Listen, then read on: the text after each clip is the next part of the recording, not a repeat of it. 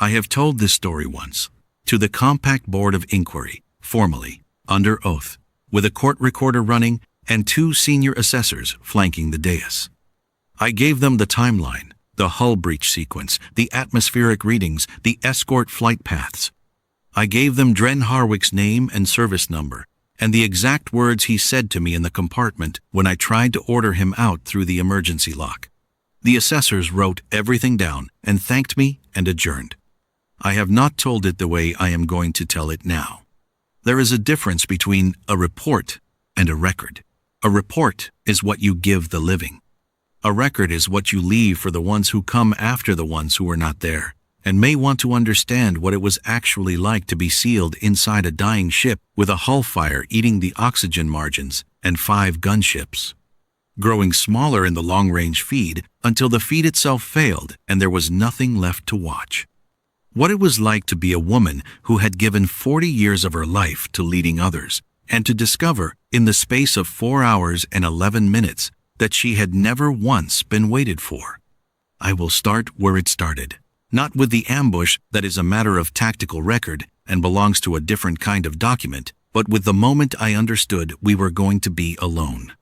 The Sorvach Throne was a first-class flag vessel, 600 meters from bow to stern, commissioned in the 44th cycle as the command platform for the Sorvach Reach Empress Militant. That was me, and had been me, for 8 years. The ship had been built to survive engagements, to coordinate fleet operations across the Keth Corridor, and to serve as a functioning seat of diplomatic authority while underway. It was armed, armored, and crewed by 430 personnel on standard rotation. It was not, by any tactical assessment I had ever run, a vessel that should have been described as dying. The Drevathi Separatist Coalition had been running harassment operations against compact-affiliated vessels in the Keth Corridor for approximately 11 months before the ambush. Their tactics until that point had been limited scanner interference, positioning violations, the occasional communication spoofing that caused more inconvenience than damage. The diplomatic consensus was that they were probing for leverage, not escalating.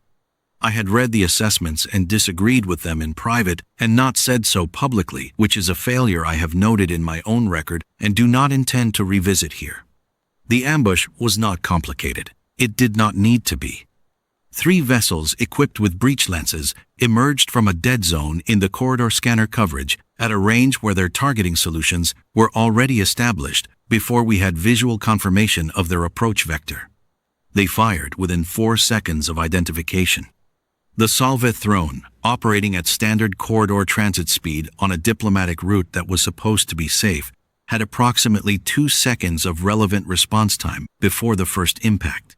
I was on the command deck when it happened. I had been reviewing the next day's diplomatic schedule with my senior aide, a document that suddenly became irrelevant, and the impact sequence that followed can be described simply: the first breach lance opened a fracture in the port secondary hull, large enough to trigger automated emergency seals in 3 adjacent compartments, but not large enough to cause immediate atmospheric loss. The second disabled the main drive and killed the navigation relay. The third was the one that mattered. It struck the escort coordination array, the mechanism by which my 5 gunship captains received positioning orders from my command deck. Without it, they were effectively operating blind to my commands. The distinction between without it they were blind and with it they had been blind is something I have thought about many times. The Drevathi were not guessing when they targeted that system. Someone had given them detailed technical specifications for a Sorvach-class flagship, and someone had received those specifications without it being detected, and I have noted this also in my private record and left it to the inquiry to pursue. What I know is that within 9 minutes of the first breach lance impact, I watched every one of my escort captains make the same calculation. The Sorvach Throne was a dead vessel. The Drevathi fleet was reconfiguring for a second pass. The surviving escape capacity of a Sorvach-class flagship with a disabled drive and a hull fracture was precisely 0. Each captain, from their own bridge, made a judgment that in their position I would likely have disputed and possibly agreed with. And they cut their escort pattern and drove for the Keth Corridor relay point at best speed. I watched them go on the long-range feed. 5 gunships. Mine. I had commissioned the lead vessel myself at the Sorvach yards 8 years ago. I had stood on the construction platform with the lead engineer while the hull plates were being aligned and told her that this class of vessel was going to define the Reach's capability for a generation. She had smiled and said she hoped to live long enough to see them in action. I thought about her as I watched the Vethera's resolve cut its escort formation and run. By the time the feed failed, a consequence of the navigation relay going down, which had cascading effects on 3 secondary systems, the command deck was largely empty. My bridge crew had gone to emergency stations throughout the ship, damage control, evacuation prep, the fire suppression systems that were already showing amber on every board.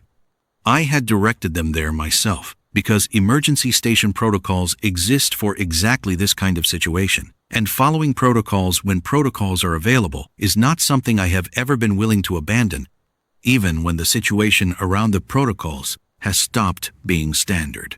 The one person who had not moved was standing at the edge of the medical station in the aft corner of the command deck, behind a console I had never paid particular attention to in the 4 months he had been attached to the escort rotation.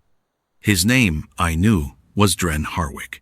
He was the compact medical liaison assigned to the Reach diplomatic escort formation, a position that existed, as near as I could determine, because some treaty subclause from the 41st cycle required a certified field medical officer to accompany any compact affiliated escort of a Reach vessel above a certain tonnage, and the Sorvach throne was above that tonnage by a considerable margin. The position had been filled across 7 previous escort rotations by 7 different compact medics, none of whom I could have named after their departure. In 4 months, I had said perhaps 30 words to dreadnought, most of them procedural. He was human, which in practical terms meant he was the only person on the command deck who lacked the biological indicators that would qualify him as a rating or officer under Reach military code. He had observer status. He had access to the medical station and the general communications relay. He had no standing to give orders and no expectation of being given any. He was also the only person in the compartment who did not appear to be deciding whether to leave. I did not think about him immediately. There were decisions to make the fire suppression cascade on Deck 7, the hull integrity readings for the breach zone, the emergency beacon I activated on the secondary communications array because the primary was gone with the navigation relay. I ran through the sequence that 8 years of flag command had turned into something close to instinct. Confirm hull status. Activate emergency beacon on all available frequencies. Identify remaining personnel positions. Assess atmospheric reserves. Calculate the window. The window, when I calculated it, was not comfortable. The hull breach was sealed by automatic systems, but monitoring was limited with the navigation relay down. The fire suppression amber on Deck 7 was likely to become red within the next 2 to 4 hours, depending on the specific compartment involved, which I could not fully determine from available readings. The atmospheric recycler was running on reserve capacity, which gave us a margin I could calculate in hours, but not with precision, because the calculation depended on variables I could not fully measure. The emergency beacon was transmitting on the secondary array, which had approximately 60% of the primary array's range. Whether it would reach anyone in time was a question I could state precisely but not answer. When I had done everything that could be done from the command deck with available systems, I turned to assess what remained. The ship was dying. That was not an assessment I was accustomed to making from the inside. I had seen vessels die from the outside, from observation decks and long-range feeds and tactical displays, had watched the hull glow that preceded a catastrophic atmospheric loss. The particular color a ship made when its internal systems began to cascade. I had written fleet assessments that described these events in the precise language of tactical analysis. I had never experienced what it felt like to be the last breathing thing inside the dying ship, listening to the hull make sounds that no hull should make. With fire suppression, amber on board 7, and the oxygen recycler running on reserve capacity, and the secondary beacon pinging into a void that might or might not have anyone listening. And then Dren Harwick crossed the command deck with a pressure seal in his hand. He did not ask permission. He did not announce himself. He had apparently noticed from his position at the medical station, while I was running through hull integrity sequences, that the impact concussion from the third breach lance had opened a laceration on my left forearm. I had not noticed it. I was aware of a generalized pain condition in that arm, but I had attributed it to the impact itself and filed it as a background variable. The laceration had soaked through the lower portion of my sleeve, and I had not registered it because I was not looking at my sleeve. He reached my station, looked at the arm, said, "That wants sealing before you lose meaningful function in that hand," and applied the pressure seal with the practiced economy of someone who had been doing this for a long time without drama. He did not ask my permission before touching the wound, which under other circumstances might have registered as a violation of protocol, but which under these circumstances registered as competence. He did not look at my face while he worked. He did not look around the command deck to take in the situation in a way that suggested he expected to be acknowledged for noticing it. When the seal was set, he stepped back to give me room and returned to his position at the medical station without waiting for acknowledgement. I watched him go. I did not say anything for approximately 90 seconds, which I know because the ship's internal clock was still functioning and I was tracking intervals. Then I said, "You should go to the emergency lock on sub-level 2. There is a survival pod." He looked up from the medical station. He had a supply case open in front of him and had been taking inventory with a systematic thoroughness that I found, under the circumstances, remarkable. "Is there?" he said. "There are 2 remaining, both functional, as of the last systems check. The atmospheric reserve on each pod is 6 hours, which is adequate for a transit to the relay point if the relay point has someone receiving." He nodded, made a note on the case. "I'll keep that in mind." I waited. He continued his inventory. "That was not a suggestion," I said. He looked up again. He had a kind of steadiness in his face that I had not particularly observed before, because I had not particularly observed his face before. In 4 months of sharing the escort rotation, I had registered his presence as a function medical liaison, observer standing, adjacent station, without registering him as an individual. I registered him now. He was somewhere in his early 40s, with the weathered quality that humans of that age often had not worn down, but settled, as though the years had compressed him rather than reduced him. His dark hair was cut short and showed some gray at the temples. His eyes were a particular shade of dark gray that looked almost brown in the emergency lighting. He was not a large man, and he was not a particularly notable physical presence, but he held himself with the ease of someone who had a clear sense of where he was and why. "I understand," he said.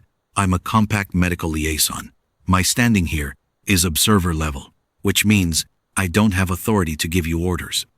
You have authority to give me orders, and technically I should comply with them. But the order you just gave me would require me to leave a patient in a damaged compartment without adequate medical coverage, which conflicts with my compact certification requirements. So I'm going to stay here and continue my inventory." I said, "I am not your patient. You have a pressure-sealed laceration on your left forearm that was deep enough to require immediate intervention, and you are the senior officer in a damaged vessel under active combat conditions. You are exactly my patient." There was nothing wrong with his logic. I noted this. The logic was entirely sound. He had constructed a perfectly legitimate professional reason to do the thing he had apparently already decided to do. And he had delivered it without heat or performance or the quality of someone who expects to be argued with, as though it were simply a procedural clarification of existing rules. I said, "The survival pods have a 6-hour atmospheric reserve. You have time to reach the relay point, if you go now." "I know," he said. "I'm not going to them." And that was the end of that conversation.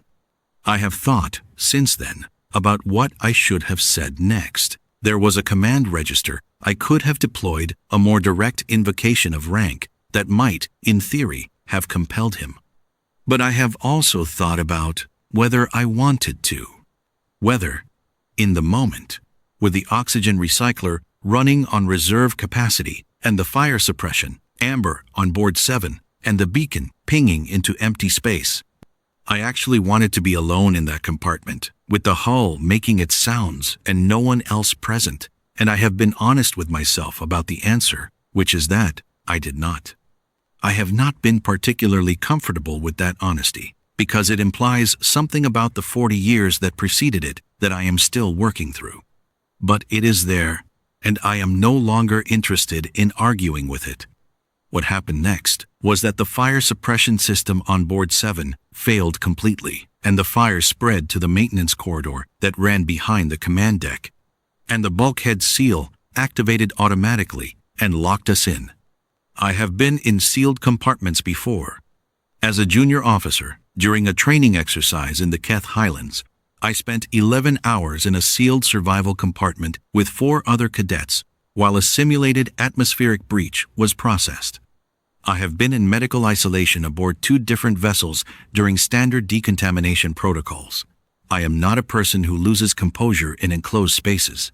The compartment itself was not the difficulty. The compartment, in practical terms, was simply the ship condensed into a smaller volume with more specific constraints. I ran hull integrity checks and tracked the atmospheric recycler readings and kept the internal clock visible on the console I was using, because keeping the internal clock visible was a habit from training that had never led me wrong. What the compartment was, in terms I did not have available to me before that day, was an education. Dren Harwick completed his medical inventory and then moved to the main console interface, closest to the medical station, not the command console, which was mine, but an adjacent interface with limited access rights that gave him general ship communications, environmental monitoring, and the same atmospheric readouts I was tracking, and began running quiet diagnostics on the systems he had access to. He did not comment on the bulkhead lock. He did not ask me what I was going to do next. He did not look to me for direction or reassurance, or for any of the things that personnel in crisis situations typically look to a commanding officer for.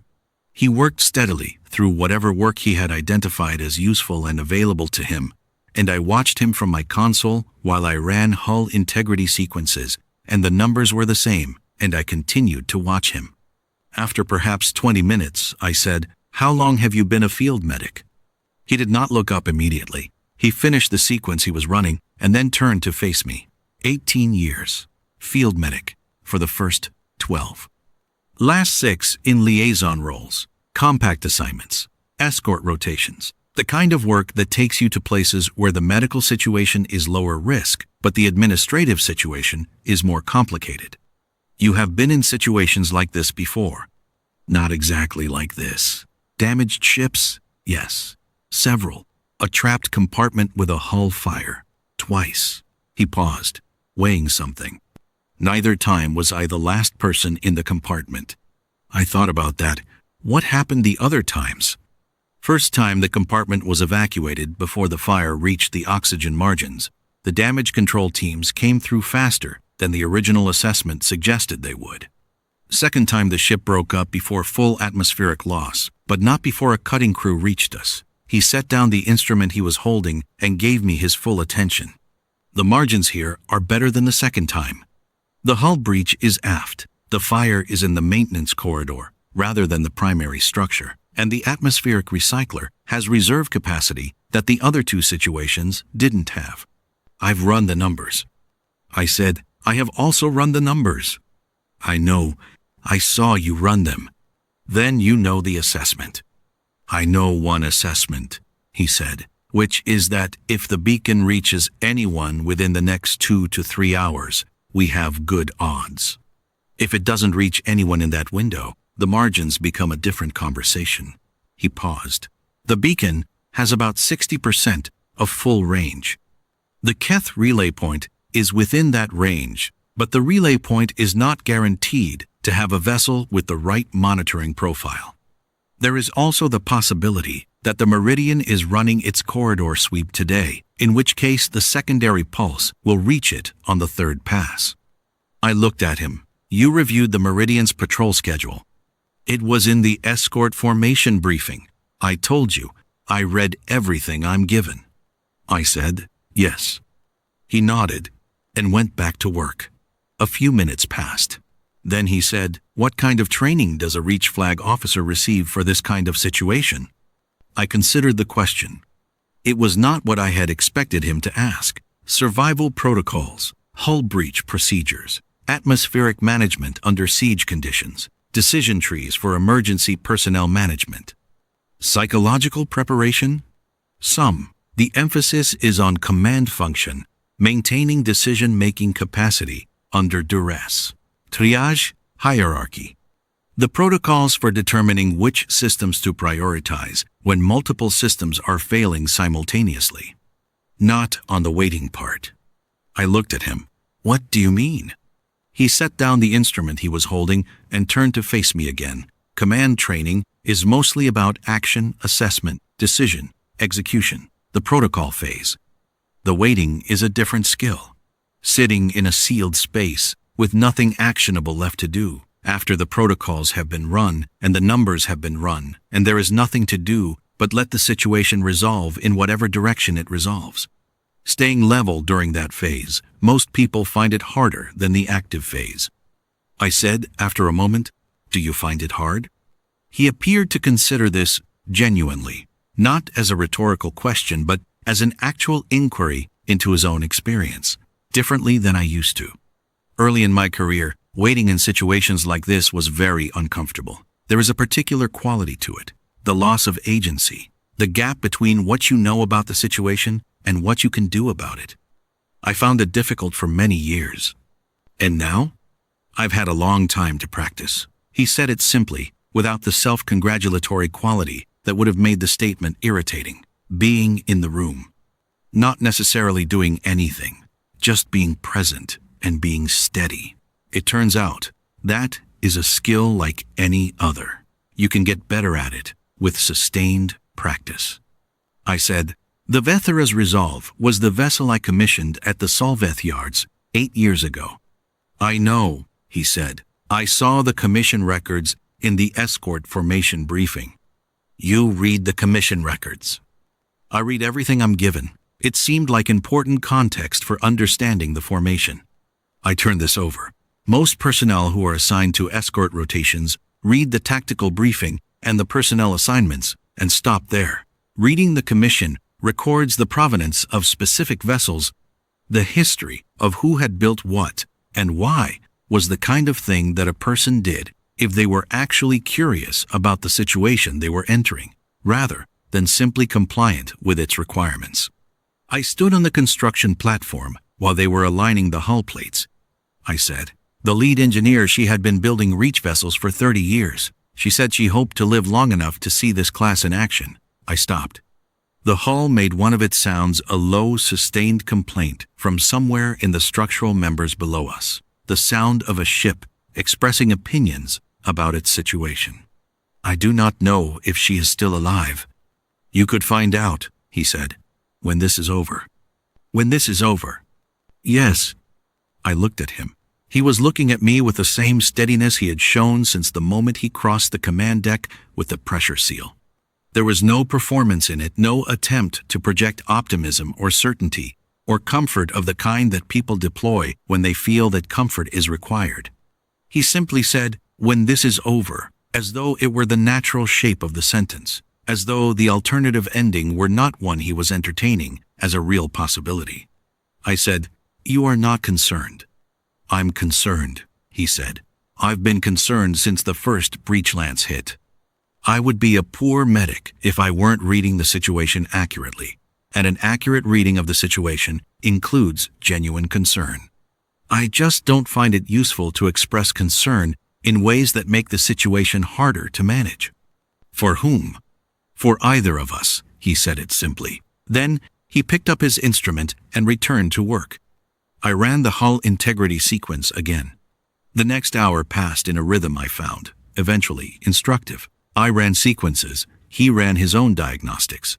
Neither of us maintained the kind of continuous conversation that people sometimes use to fill silence in uncomfortable situations, because neither of us apparently felt the need to fill the silence in that way. When one of us spoke, it was because there was something to say. When there was not something to say, we worked. At one point he said, "The fire suppression failure on board 7, was that a cascade from the breech lance impact or from the drive disable?" From the drive disable. The board 7 system shares a power pathway with the navigation relay. When the relay went down, it drew more current from the secondary bus than the system was designed to handle under load. So it was a design vulnerability.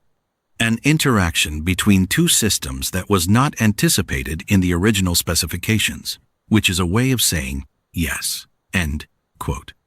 He nodded. Would you have caught it in a standard systems review?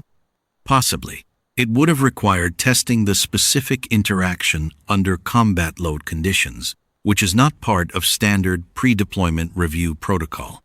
Could you add it? Yes. I will be recommending exactly that in my post-incident report. I paused, assuming there is a post-incident report. There will be, he said, not as reassurance, as a statement. I said, you sound certain. I am certain of some things and uncertain about others.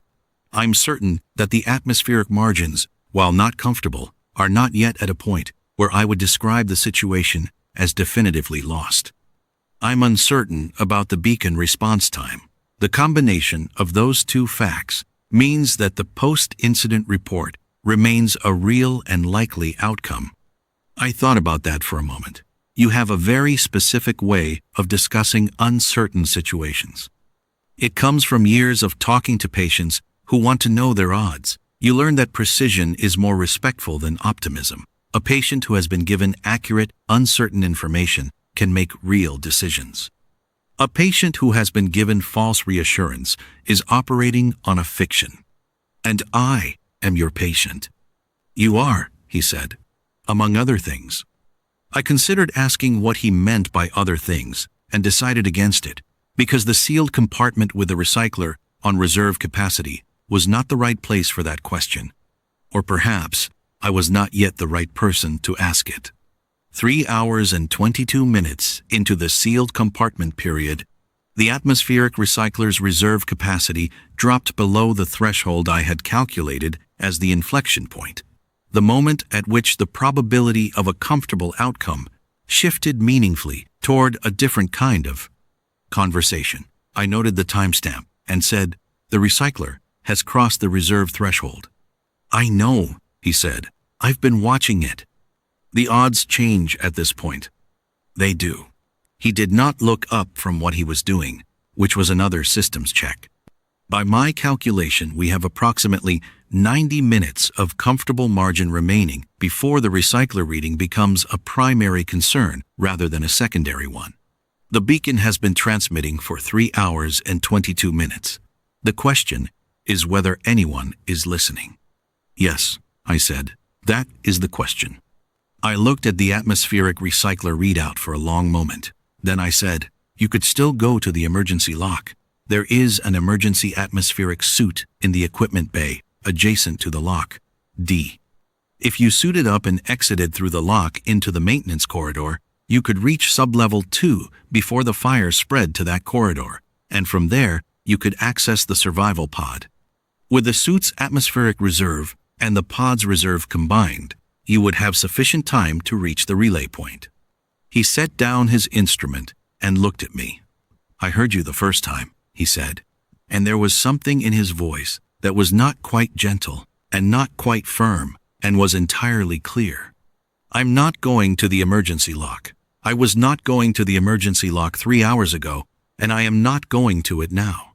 If you give me a direct order to go, I will decline it on the same professional grounds I cited before. I would prefer not to have that conversation again. I said, "You understand what declining means?" "Yes." "You understand what the recycler threshold means?" "Yes." I looked at him for a long moment. He held my gaze with the same quality he had held everything else since the moment the ambush began, steady, unhurried, entirely present, as though the situation had not changed his fundamental orientation toward it. I had given orders to ranking officers of the Sorvach military for 22 years. I had commanded personnel in 3 fleet engagements and 1 siege and 2 extended search and recovery operations in the Outer Reach. I had promoted and demoted and decorated and, on 2 occasions, court-martialed. I knew how to read the face of someone who was complying with a difficult order and the face of someone who was declining one. I knew the difference between defiance and refusal, and the particular expression of someone who had made a decision so settled that it had stopped generating internal noise. He had that expression. I said, "Why?" It was not phrased as a question.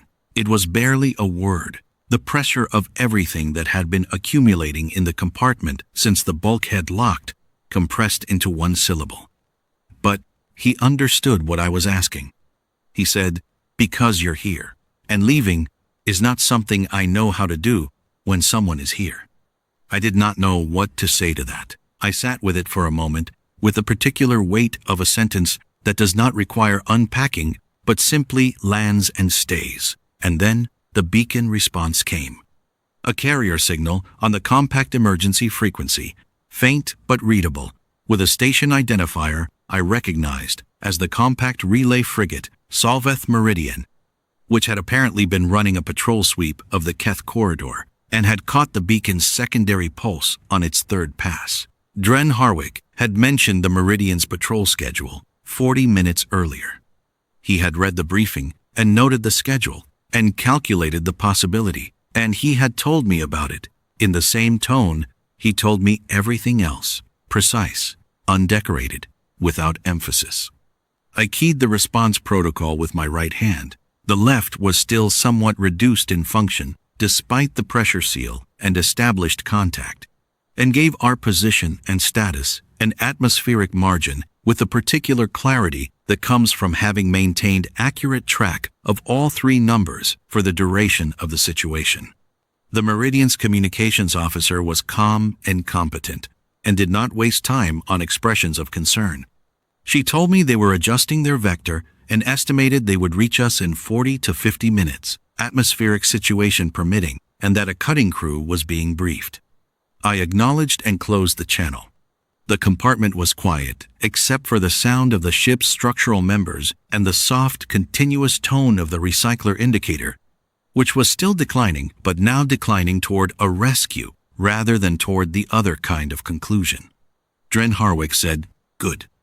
Just the word. Not, "I told you so," and not, "I knew it," and not any of the things a person might say in that moment if they wanted to be noted for their composure throughout the preceding 4 hours.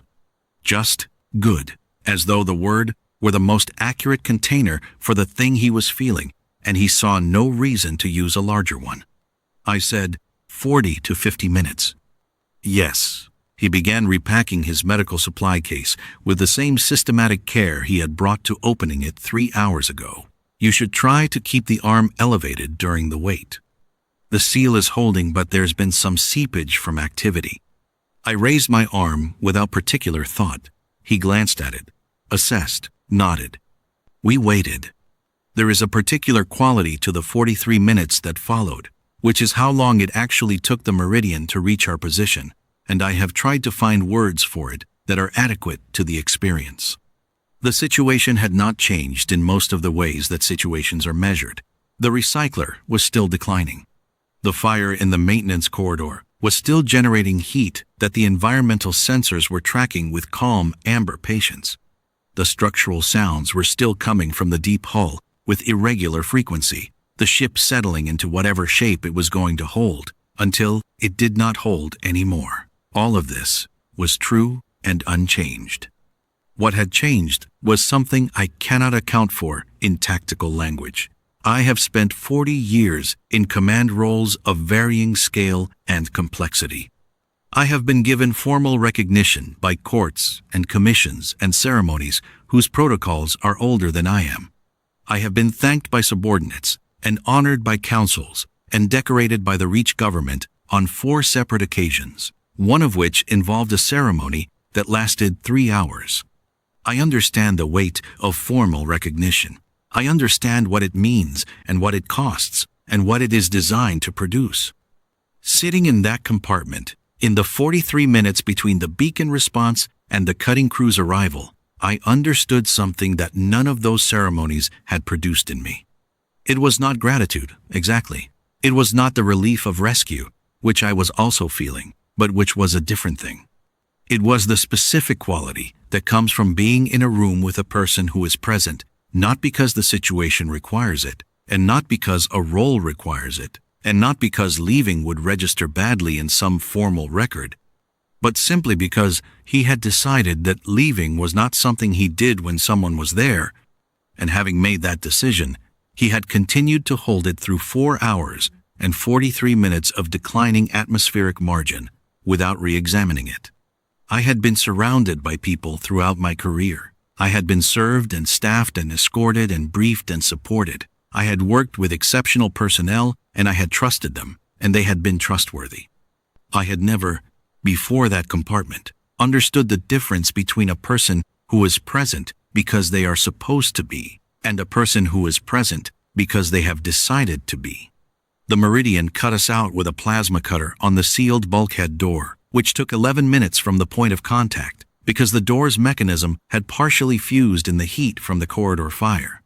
The cutting crew was professional. They moved efficiently, said what they needed to say, and did not waste time on anything that was not necessary. I respect efficiency. I was grateful for it.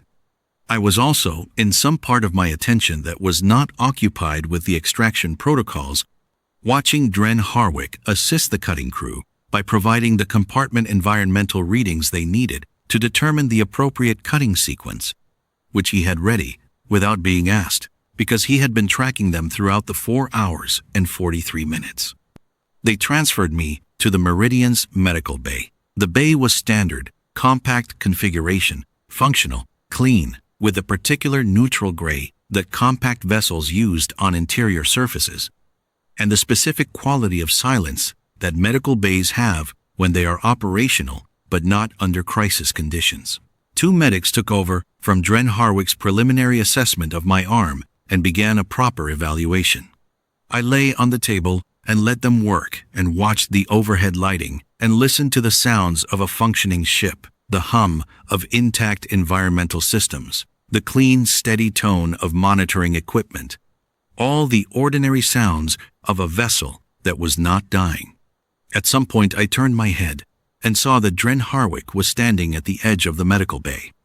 Not inside it, he had stepped back to give the Meridian's medic space, because stepping back to give the person doing the primary work appropriate space was apparently something he did as naturally as breathing.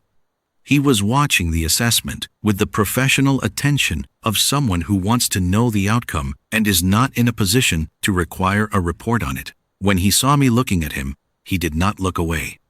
I said, "Why are you still here?" He said, "Same reason as before."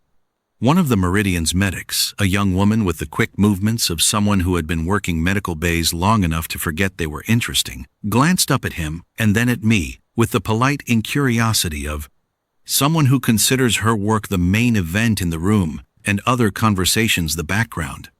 I said, "Come inside." He came inside.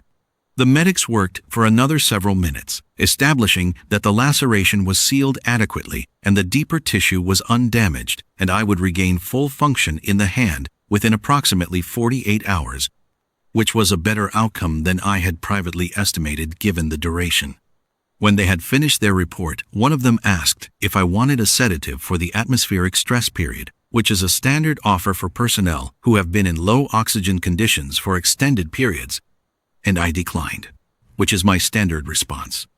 The atmospheric stress was real. I could feel the particular fatigue that comes from breathing recycled air at reduced margin, but sedation was not something I wanted.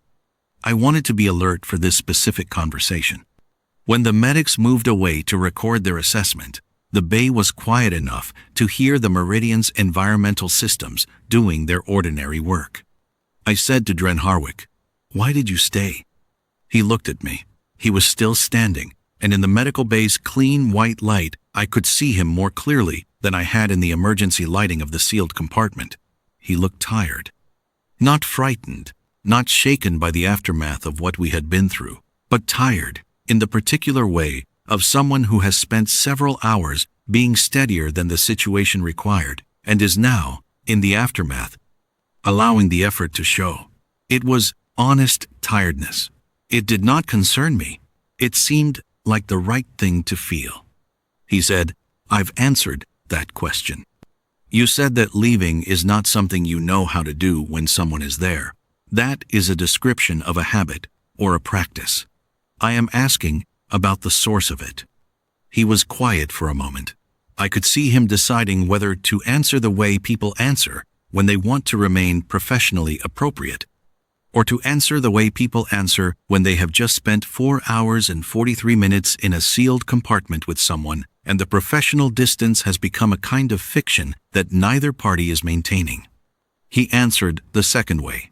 "When I was a field medic in my second year," he said, "I was attached to a resettlement operation in the outer compact border territories. Long deployment, difficult conditions, the kind of situation where the medical work is straightforward, but the surrounding circumstances are hard. There was a situation near the end of the deployment. A confined space, damaged structure, a person who had been waiting for extraction for approximately 6 hours. By the time I reached her, she had stopped speaking." He paused. "Not injured," he said. "Nothing physically wrong that wasn't being addressed. She had simply, the waiting had used her up. 6 hours entirely alone in a damaged space, not knowing if anyone was coming, and the not knowing had done something to her that the physical situation alone had not done. We got her out. She was medically fine. But she wasn't fine in other ways, and it wasn't the kind of thing that my medical training gave me good tools for. I asked her, later, what had been the worst part. She said, not knowing whether anyone knew she was there. I said nothing. I made a decision after that deployment, he said, that if I was ever in a position to be in the room with someone who was waiting in a bad situation, if I could be there, I would be there. It's not a complex principle. I've been applying it for 16 years. I said, 5 armed escort captains made a different decision. Yes, he said, they did. You had no weapon, no armor, no standing to affect the tactical situation in any way. Also, yes, you had a certification requirement that gave you a legitimate professional basis for staying. He allowed something that was almost a smile. I did. It was genuinely applicable. I wasn't manufacturing it. End quote. But I would have stayed anyway, he said it without emphasis. The certification gave me the right framing to have the conversation without it becoming an argument about authority. But the decision was already made. I studied him for a long moment. He held the study with the same quality he had held everything throughout the previous hours, without performance or retreat. Without the particular restlessness that people show when they are being looked at and are not sure what the looking means. I have thought, since then, about the word recognition. In Sorvach diplomatic tradition, recognition has a formal meaning. It is the act by which a court or council formally acknowledges the standing of another party. It involves documents and witnesses and the specific language of acknowledgement, usually delivered in a ceremonial setting with appropriate observers. I have given and received recognition of this kind dozens of times in the context of diplomatic negotiations, fleet commissions, treaty ratifications, and the ordinary administration of reach governance. It is a significant act. It carries weight and produces real effects. What I felt in that medical bay was not of that kind. It did not involve documents or witnesses or specific language or a ceremonial setting. It was quieter than that and more specific, and in some way that I have not fully resolved, more substantial. It was the recognition of a particular fact, that there was a person standing in the medical bay who had been in a room with me when there was every reason not to be, who had applied a pressure seal to my arm without being asked and inventoried his supplies with professional calm and declined, twice, a direct instruction to leave, and who had done all of this without requiring anything from me in return. Not gratitude, not acknowledgement, not the specific exchange of value that underlies most professional relationships. Not even a different version of the situation, not, "I will stay if you promise something," or "I will stay because of what it might mean later." He had stayed because someone was there, and leaving was not something he did when someone was there. And the fact of my being an Empress militant with a particular kind of standing in the Reach hierarchy was, apparently, not part of his calculation. This was, I understood, in the medical bay of the Sorvach Meridian, something I had never encountered in 40 years of having a particular kind of standing. I said, "My court will convene a formal inquiry." "I know," he said. "I'll give my account." "The escort captains will be called to account." "Yes, their decisions will be reviewed." "The Compact Liaison Service will receive a report on your conduct during the incident." "Yes, and they will likely reassign you at the end of the current rotation." He looked at me carefully. "Probably. Standard rotation practice." I looked at the overhead lighting again. Functional, clean, without ceremony, without the weight of court protocol or diplomatic language. "The Compact Liaison Service," I said, "will receive, along with the incident report, a formal continuation request for your assignment, citing established operational continuity, prior demonstrated competence in non-standard field medical conditions, institutional familiarity with the Sorvach escort formation's specific requirements." I paused. "These are all accurate." He was quiet for a moment. They are also not the complete list of grounds." He waited. I said, "The complete list includes the fact that you were in the room, that you stayed in the room when the room had become a situation that most qualified personnel would have evacuated. That staying was a decision you made without being asked, and without requiring anything from me in exchange for it." I stopped. Outside the medical bay window, there was a window, small, looking out at the docking approach corridor. The light of the Keth relay station was visible as a small, steady point. "I am not accustomed to being in a room with a person who does not require anything," he said after a moment. "Most people do require things. That's normal. I am aware. I have spent 40 years in rooms with people who required things appropriately. The transactions are real, and the requirements are legitimate, and I understand how they work." I looked at him. "You did not require anything.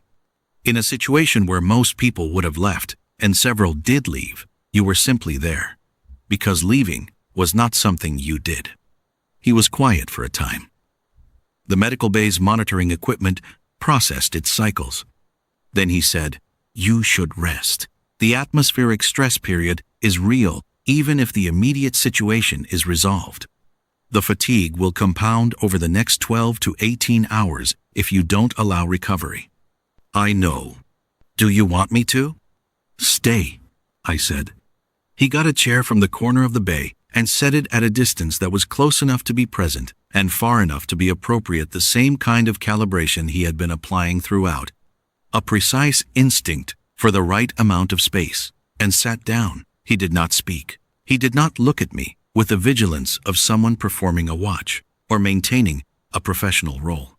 He simply sat the way he had stood and worked and waited throughout the preceding hours, with the quality of someone who has decided to be somewhere and is entirely at ease with that decision. I closed my eyes.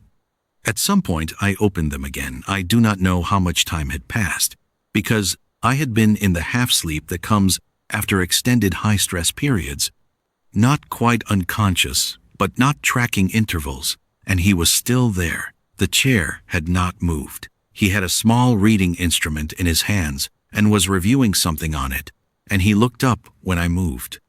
He said, "The Meridian's captain has made contact with the Reach Compact Liaison Office. They know you're aboard. The inquiry board has been notified.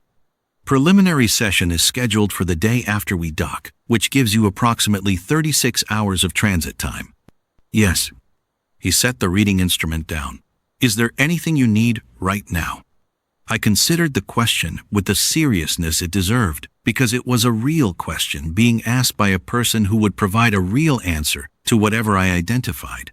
What I needed in the largest sense was a list that included a ship that was not destroyed and 5 escort captains who had made different decisions, and an ambush that had not happened. None of that was available to me. What I had was a functional medical bay on a compact frigate and a man in a chair at the edge of it who had been in the room when there was no reason to be. I said, "I would like to know how you take your morning ration." He looked at me. "I have 4 months remaining in the escort rotation if the continuation request is approved," I said. "I have been ordering the morning ration brought to the command deck for the duration of the rotation to date. It seems appropriate to know the preference of the person who will be at the adjacent station for the remainder of it." He was quiet for a moment. "Black. No additives." "Good," I said. "That is simpler to specify than the alternative." A silence that was not uncomfortable. He said, "You command a flag formation. You have given orders to hundreds of officers across a career that spans 4 decades. You have run fleet engagements and treaty negotiations and everything in between. You have never asked how someone takes their morning ration.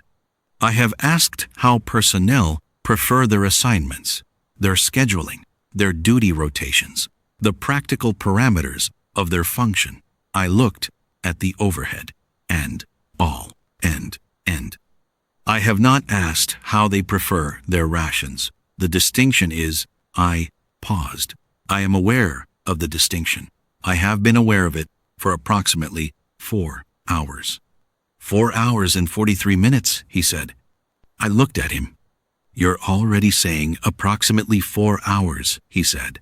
The precision mattered to you inside the compartment. You tracked every interval. You should say it correctly." I looked at him for a long moment. "You are very attentive."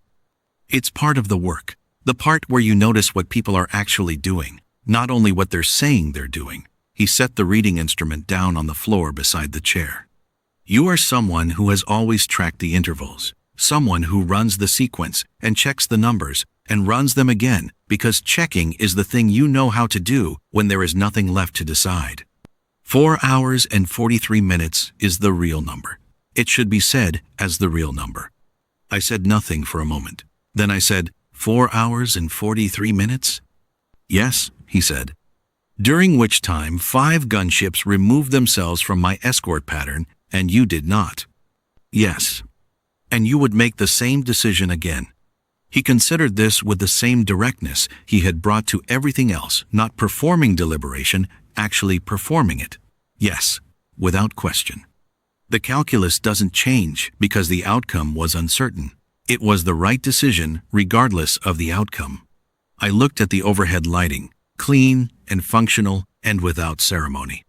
The Meridian moved through the void with the quiet competence of a well-maintained vessel, and the instruments processed their cycles, and the man in the chair at the edge of the medical bay sat with the ease of someone who had decided to be somewhere and had found in that decision a kind of rest that was not available to him in the uncertainty of what the decision might cost. I said, "I have received formal recognition many times, courts and councils and commissions, documents with seals, language specified by protocol, delivered in settings designed for exactly that purpose. I understand the weight of it. I have never questioned its significance." He waited. "This is different," I said. He said, "Yes. I am aware that I am not the person who typically says things of this kind. Not in this setting, not in these terms. I know. I am saying it nonetheless. I paused. You were in the room. You stayed in the room. You did not require anything for staying. I stopped again, because the reach, language, and, which is precise in most things, does not have a word for the specific thing I was trying to say. The recognition of presence that is not obligated, that is not purchased, that is simply chosen.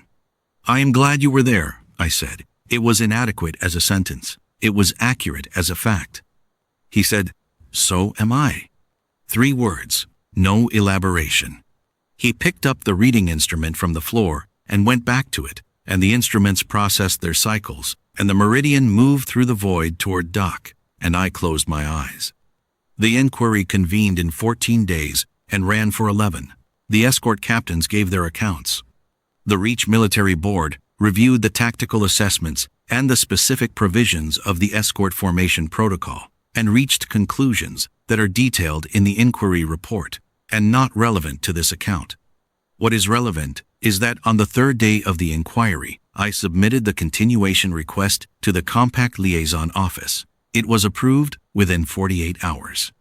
Dren Harwick was informed by the Liaison Office the same afternoon the approval came through. He came to my office on the inquiry station. The door was open, as I keep it, and he knocked on the doorframe in the way of someone who does not assume entry, but who also does not stand indefinitely in a doorway, waiting for a formal acknowledgement. He said, "They told me." I said, "Yes." He said, "You could have told me yourself." I could have. I wanted the process to be correct, the formal channel first, then the direct communication. He looked at me for a moment, in the particular way he had looked at things throughout the past weeks, taking in the actual situation, not just the surface of it. "Is there anything you want to say about it?" The office was not a medical bay, and we were not in a sealed compartment, and the situation was different in almost every measurable external way. What was unchanged was the quality of the silence between us, the particular quality that comes from being in a room with someone who is entirely present and does not require the silence to be filled in order to be comfortable inside. I said, "I won't leave you." He was still. "That is what you told me," I said. "In effect, not in those words you described it as a practice, as something you know how to do and how not to do. But the substance of it was that you were going to be in the room because leaving was not something you did when someone was there. I am extending the same." I paused. "In whatever form is appropriate and workable for a Sorvach Empress militant and a compact medical liaison, across the 4 months remaining in the current rotation and whatever comes after that, which I have not yet fully determined, but which I intend to think about carefully and deliberately." He looked at me for a long time. The office had a window, a real window, not a display feed, with a view of the docking approach corridor and the distant steadiness of the Keth relay station light. It was a small light, and a very steady one. He said, "That's a long way to go." "Yes, I am aware. I would not say it if I were not aware." "You don't typically—" "No," I said, "I don't." He looked at the window. The relay station light was there and steady in the dark of the corridor. "All right," he said. I said, "All right?" He put his hands in his jacket pockets and looked at the relay station light for another moment, and then he looked at me. And the steadiness was still there, exactly as it had been in the sealed compartment and the chair at the edge of the medical bay and the door frame of the office unchanged, unhurried, entirely present, as though the quality of it were not something that required a specific situation to justify itself. I said, 4 hours and 43 minutes. He said, "I know the duration." "I know you know it," I said. "I am saying it correctly." Something moved in his face, not quite a smile, and not quite the thing that precedes one, but in the space between them, in the particular territory that does not have a name in the formal language. He said, "Yes, you are." We were in the room, both of us, in an office on an inquiry station with a window looking out at the light of the Keth relay station, which was small and very steady. I have not found a word for it in the Reach language. I am no longer looking. The sentence that is adequate to the experience is not a formal one, and it does not need a word in a language designed for courts and commissions and documents with seals. It needs only the two facts, that he was there and that I knew he would continue to be. That, I have decided, is sufficient. It is more than sufficient. It is, for the first time in a career built on the recognition of others, the recognition I did not know I had been waiting for.